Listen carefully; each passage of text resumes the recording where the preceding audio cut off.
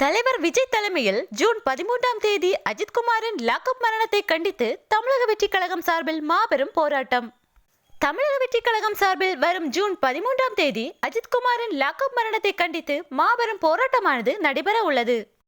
சிவகங்கை மாவட்டம் திருப்புவனம் அருகே உள்ள பத்ரகாளியம்மன் கோவில் காவலாளியான அஜித்குமாரை நகை திருட்டு வழக்கில் சந்தேகத்தின் அடிப்படையில் அழைத்து சென்று போலீசார் விசாரித்தனர். விசாரணையின் போது போலீசார் கடுமையாக தாக்கியதால் அஜித்குமார் சம்பவ இடத்திலே உயிரிழந்தார். அஜித்குமாரின் பிரேத பரிசோதனையில் பல திடுக்கிடும் தகவல்கள் வெளியாகி அதிர்ச்சியை ஏற்படுத்தியிருந்தது. உடலில் 18 இடங்களில் காயம் இருப்பதும் கண்களிலும் வாயிலும் மிளகு பொடியை தூவி சித்திரவதை செய்துள்ளதும் அறிக்கையில் வெளியாகியுள்ளது. இதனைத் தொடர்ந்து தமிழகம் முழுவதிலும் இருந்து அந்த போலீசாருக்கு எதிர்ப்புகள் கிளம்பியிருந்தது. இந்நிலையில் அப்பாவியான மணிகண்டனை விசாரணை என்ற பெயரில் கொலை செய்த அந்த கொடூர குணம் கொண்ட போலீசாருக்கு தகுந்த தண்டனை வழங்கவும், இதுபோன்ற நிகழ்வுகள் இனி தமிழ்நாட்டில் அரங்கேறாமல் இருக்கவும் தளபதியின் தமிழக வெற்றிக் கழகம் சார்பில் வருகின்ற ஜூன் 13ஆம் தேதி சென்னையில் மாபெரும் போராட்டமானது நடைபெற உள்ளதாக தகவல்கள் வெளியாகியுள்ளது.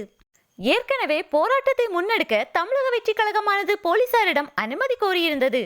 ஆனால் போலீஸ் தரப்பிலிருந்து அனுமதி மறுக்கப்படவே நீதிமன்றத்தை நாடி தற்போது அனுமதியும் பெற்றுள்ளனர். இந்நிலையில் அஜித்குமாரின் லாக்அப் மரணத்தை கண்டித்து வருகின்ற ஜூன் 13ஆம் தேதி தலைவர் விஜய் தலைமையில் போராட்டமானது நடைபெற உள்ளது. அரசியலில் களமிறங்கிய பின்னர் தளபதி விஜய் அவர்கள் பங்கேற்கும் முதல் போராட்டம் என்பதால் அனைவரும் இப்போராட்டத்தை எதிர்நோக்கி உள்ளனர்.